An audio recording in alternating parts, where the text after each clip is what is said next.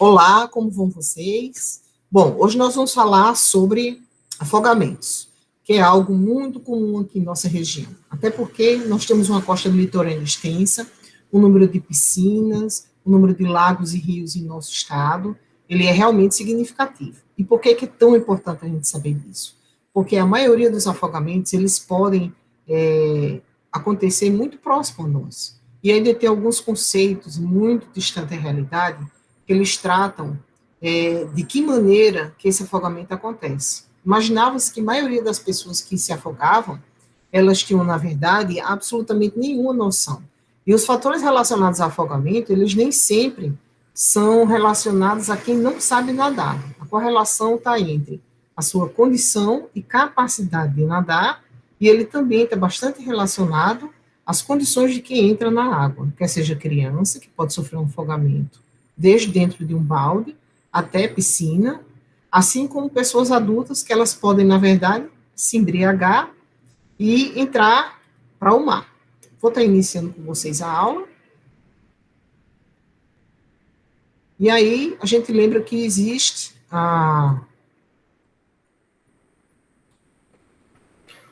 o afogamento e esses elos que vocês estão vendo aí, esses elos, eles tratam dessa cadeia, de que a primeira coisa que precisa acontecer é a prevenção.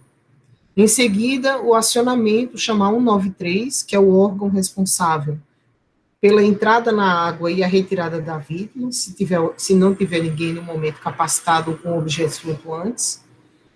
O terceiro L, ele está relacionado ao suporte básico de vida e o atendimento e resgate dentro da água, com, se possível, ventilação boca a boca.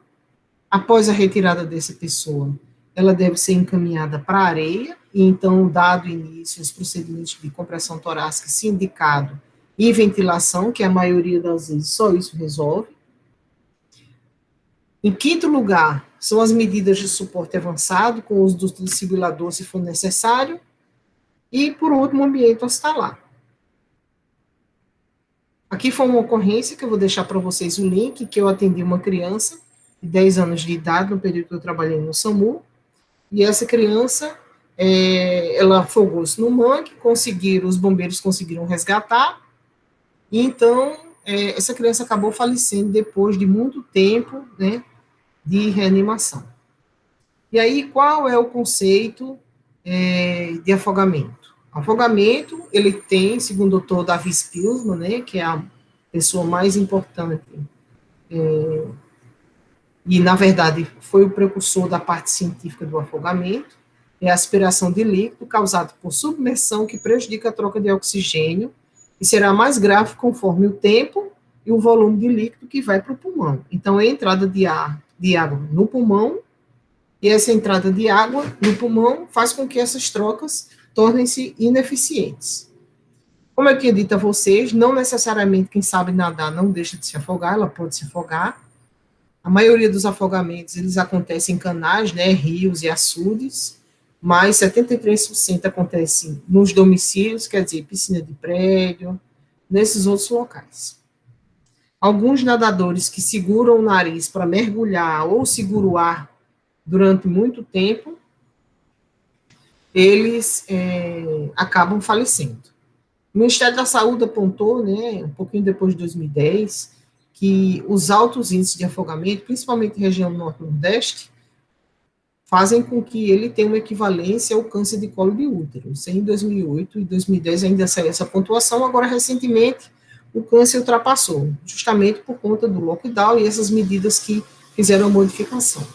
Ela tem como principal causa de afogamento entre crianças, né, de 1 até os 14 anos, variando de segunda a terceira causa, quinta faixa de 20 a 29 anos, e 6.590 brasileiros em 2010 faleceram por afogamento. 10 milhões de pessoas se afogam, 500 mil morrem. Poxa, como é que é essa conta, né?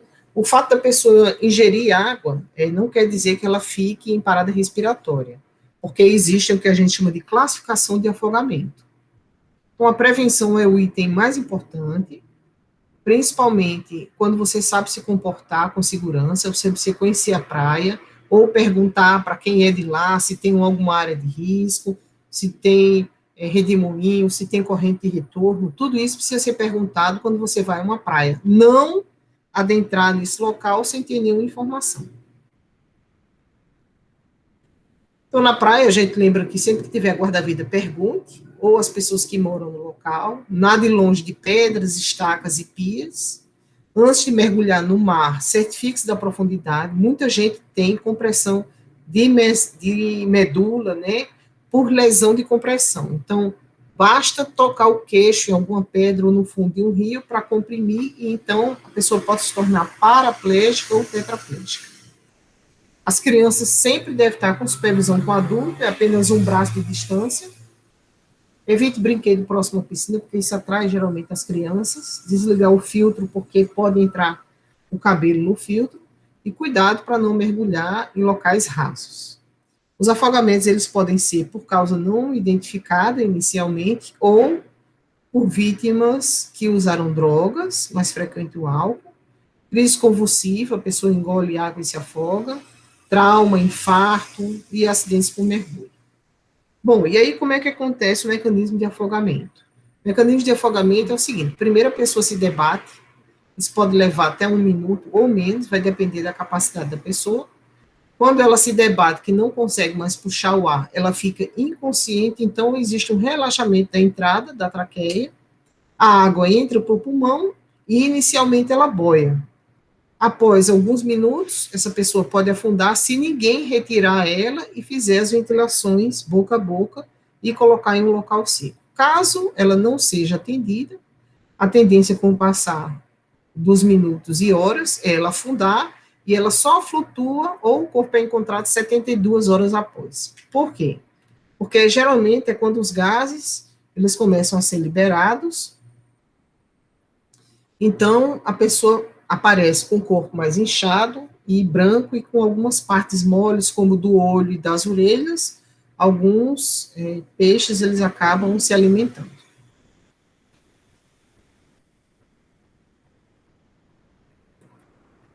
Bom, e aqui é o quadro principal dessa aula. Esse quadro, na verdade, ele fala sobre a classificação do afogamento, que ele varia de resgate até o grau 6, que quer dizer o quê? Todas as vezes que a gente retira uma pessoa da água, a primeira coisa, né, ela foi construída em 2001, continua sendo usado, né, em todo o mundo, é esse mesmo algoritmo, em várias línguas, claro, né. Então, todas as vezes que a gente atende um paciente, a primeira coisa que a gente verifica é se ele tem responsividade, se ele está acordado e consciente ou não. Se o paciente responde, a gente tem que verificar se ele tem espuma e tosse. Se esse paciente que tem espuma e tosse e respondeu ou está ausente, ele simplesmente foi retirado da água, sentado em um local e foi liberado depois para casa. A maioria desses pacientes tem 0% de chance de ter complicações. Se o paciente tem um pouco de quantidade de espuma, a gente pode classificar em grau 2 ou tosse, mas sem espuma, que é o grau 1. O grau 1 é quando o paciente apenas oferecemos repouso adequado, tentamos acalmar a vítima e localizar algum familiar dele, e necessariamente não tem necessidade de oxigênio ou atendimento médico.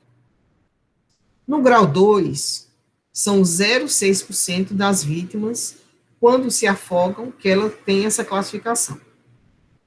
Então, esse paciente tem uma pequena quantidade de espuma na boca ou nariz. Então, a gente geralmente oferta oxigênio, mantém ele em repouso, aquece o paciente, tranquiliza e tenta localizar. Eles geralmente são encaminhados para o hospital e eles ficam de 6 horas até 2 dias no hospital. Se o paciente responde, quer dizer, está consciente, mas ele começa a apresentar quantidade de espuma na boca ou nariz, então a gente vai checar o pulso. Se o paciente tem pulso, é um grau 3, mas ele já tem comprometimento respiratório. 5,2% dessas vítimas são as que se enquadram no grau 3. Geralmente a gente utiliza oxigênio via máscara, a 15 litros por minuto, posição lateral de segurança sobre o lado direito, com a cabeça elevada acima do tronco. E ele é encaminhado para o hospital. Quando ele não tem o pulso radial palpável, já rebaixou o nível de consciência, ele é o grau 4. Ele apresenta 19,4% das vítimas, que também pode sobreviver, e é ofertado para ele oxigênio, com um volume maior, observar a respiração, ou se ele faz parada cardiorrespiratória, manter ele lateralizado, e ele deve ir para a ambulância de maneira rápida, com acesso venoso, aquecimento, e ele geralmente vai para o CTI ou para a urgência. Entretanto, se o paciente tem respiração ausente, ele se classifica como grau 5, grau 6. Se o paciente não respira, a gente faz 2 ventilações, checa sinal de circulação, que é a ausência ou não de pulso. Se o paciente tem reação à ventilação, ele está como grau 5, mas ele vai ser atendido com uma parada cardiorrespiratória e continua as ventilações boca a boca. Se o paciente retornar, ele é classificado como 4 e vai para o hospital. Se o paciente foi feito ventilação para ele e ele não retornou, então ele aparece como o grau 6, que é o quadro mais grave, que foi o do menino. Muitas vezes esse paciente ele já estava submerso embaixo de água há mais de 1 hora, às vezes ele pode ter uma rigidez cadavérica ou está em decomposição, e outras vezes não. Se o paciente não tiver com mais de 1 hora rigidez ou como cadáver, né, a gente continua a RCP nesse paciente até que o paciente chegue ao hospital. O que é que a gente faz quando o paciente se afoga? Remove o paciente por ambiente aquecido para minimizar a perda de calor, mobiliza cuidadosamente o paciente, os que estão com redução da temperatura, sempre com cuidado pela hipotermia de não precipitar arritmias nesse paciente, principalmente ritmos de parada cardíaca. A gente troca as roupas úmidas no paciente e agasalha ele com cobertor. Nunca coloque o paciente de imediato em líquido aquecido ou faça massagem ou bolsa de água quente. Ele tem que ser aquecido externamente aos poucos, devido ao risco de vasodilatação e queda de temperatura brusca se você colocar ele com bolsas de água quente ou em local com grande diferença.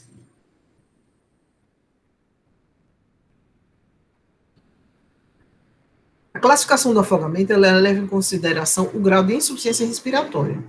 A principal causa que leva o paciente a óbito, diferente de parada cardíaca, é a parte respiratória.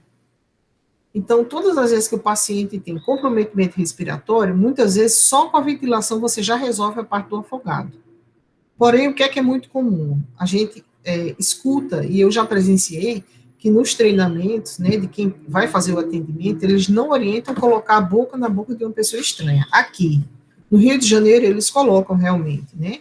Durante o treinamento com guarda-vida, nos eventos que eu já fui, não tem isso. Limpa e faz ventilação, porque é o que salva. Não dá para colocar o ambu, e a gente sabe que nesse tempo de pandemia é muito complicado quem está fazendo a ventilação contaminar. Mas ninguém vai trabalhar doente, hoje são feitos testes, né? Então é bem importante que a gente lembre que todas as vezes que quanto mais grave for o grau que o paciente alcança a partir de 2, maior vai ser o risco dele ser mantido no hospital.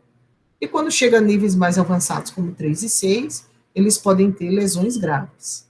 Então, como é que eu faço para atender um paciente? Eu já vi o que eu preciso fazer para prevenir, proteção, tela, manter a criança próxima. Eu já verifiquei como é que eu aciono, eu sempre tenho que ligar para o 193 quando tem vítima de afogamento. O suporte básico de vida, atenção para não se tornar vítima, né? A gente só entra na água se realmente souber nadar, se souber das técnicas. Se não, a gente pode jogar objetos flutuantes para que esse paciente venha, ou dar uma toalha, um pedaço de madeira, ou jogar algo que ele possa flutuar. No caso, se tiver alguma garrafa de 2 litros de refrigerante que acabou, a gente fecha e pode dar para ele tentar se segurar, uma boia, ou aqueles rolos, né? Tudo realmente tem que ser feito, já que você não tem a habilidade de fazer retirada ou extração da vítima da água.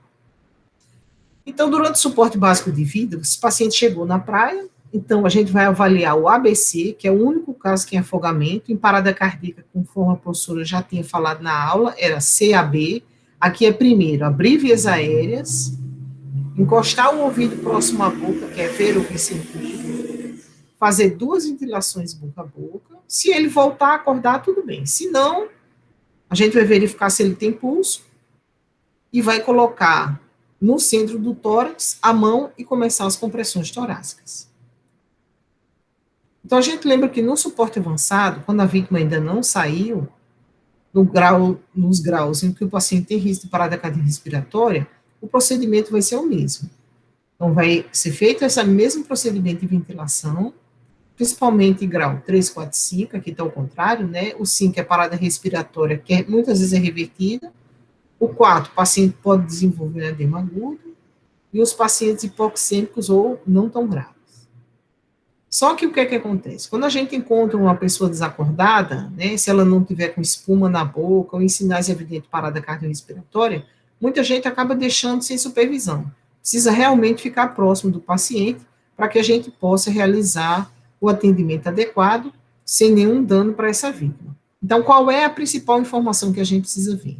Viu uma pessoa se debatendo na água, levantando a mão ou mostrando claramente que ela sobe e desce da água, deve ser chamada ajuda. Ligar para o 193 e verificar se tem algum familiar para que eles possam dar mais alguma informação até o corpo de bombeiros chegar. O que é muito comum? Mãe, pai, várias pessoas entram e se afogam. Nós temos vários relatos de afogamento aqui em nossa cidade, justamente porque o filho estava afogando, entrou o pai, o outro filho tentou ajudar o pai e o irmão se afogou também, então todo mundo morreu afogado. No Bessa tem tido muita ocorrência, final de semana, feriado, isso tem sido uma prática bastante comum, ok? Agora nos encontraremos na próxima aula, que é relacionada a queimaduras. Um grande abraço, até breve.